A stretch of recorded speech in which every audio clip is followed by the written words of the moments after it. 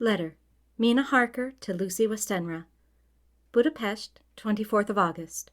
My dearest Lucy, I know you will be anxious to hear all that has happened since we parted at the railway station at Whitby. Well, my dear, I got to Hull all right, and caught the boat to Hamburg, and then the train on here. I feel that I can hardly recall anything of the journey, except that I knew I was coming to Jonathan, and that, as I should have to do some nursing, I had better get all the sleep I could. I found my dear one, oh, so thin and pale and weak-looking. All the resolution has gone out of his dear eyes, and that quiet dignity which I told you was in his face has vanished. He is only a wreck of himself, and he does not remember anything that has happened to him for a long time past. At least, he wants me to believe so, and I shall never ask. He has had some terrible shock, and I fear it might tax his poor brain if he were to try to recall it. Sister Agatha, who is a good creature and a born nurse, tells me that he raved of dreadful things whilst he was off his head. I wanted her to tell me what they were, but she would only cross herself and say she would never tell, that the ravings of the sick were the secrets of God, and that if a nurse through her vocation should hear them, she should respect her trust. She is a sweet, good soul, and the next day when she saw I was troubled, she opened up the subject again, and after saying that she could never mention what my poor dear raved about, added, "I can tell you this much, my dear, that it was not about anything which he has done wrong himself, and you, as his wife-to-be, have no cause to be concerned. He has not forgotten you or what he owes to you. His fear was of great and terrible things which no mortal can treat of." I do believe the dear soul thought I might be jealous lest my poor dear should have fallen in love with another girl. The idea of my being jealous about Jonathan!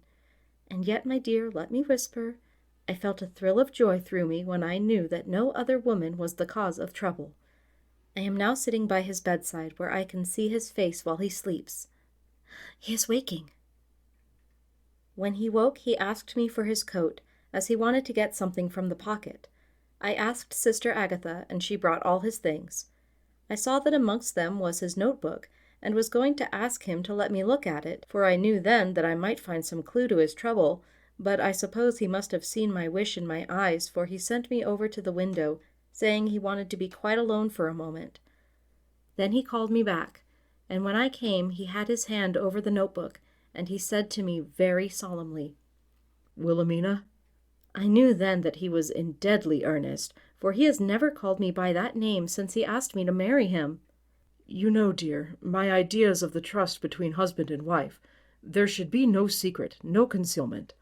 I have had a great shock, and when I try to think of what it is, I feel my head spin round, and I do not know if it was all real or the dreaming of a madman. You know I have had brain fever, and that is to be mad. The secret is here, and I do not want to know it. I want to take up my life here with our marriage." For, my dear, we had decided to be married as soon as the formalities are complete. "Are you willing, Wilhelmina, to share my ignorance? Here is the book. Take it and keep it. Read it if you will, but never let me know, unless indeed some solemn duty should come upon me to go back to the bitter hours, asleep or awake, sane or mad, recorded here."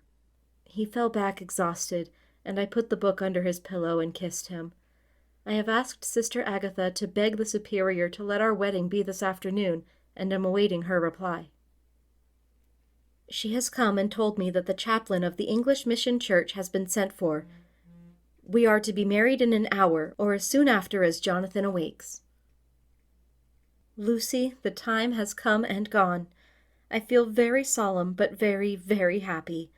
Jonathan woke a little after the hour, and all was ready, and he sat up in bed, propped up with pillows.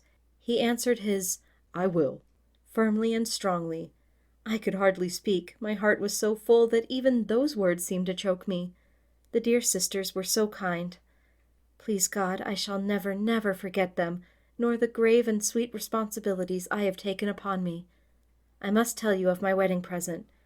When the chaplain and the sisters had left me alone with my husband, oh, Lucy, it is the first time I have written the words "my husband," left me alone with my husband, I took the book from under his pillow and wrapped it up in white paper and tied it with a little bit of pale blue ribbon which was round my neck, and sealed it over the knot with sealing wax, and for my seal I used my wedding ring.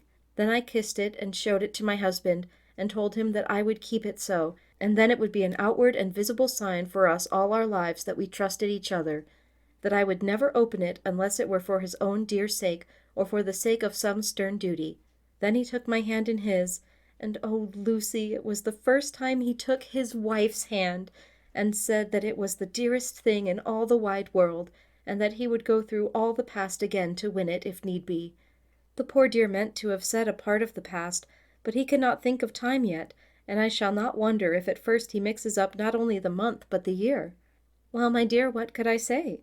I could only tell him that I was the happiest woman in all the wide world, and that I had nothing to give him except myself, my life, and my trust, and that with these went my love and duty for all the days of my life.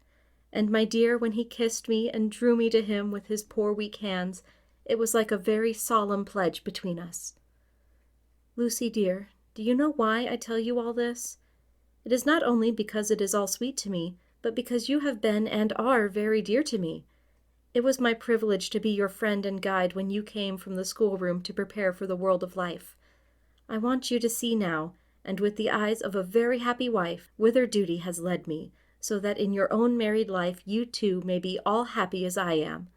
My dear, and please Almighty God, your life may be all it promises, a long day of sunshine with no harsh wind, no forgetting duty, no distrust. I must not wish you no pain, for that can never be, but I do hope you will be always as happy as I am now. Goodbye, my dear.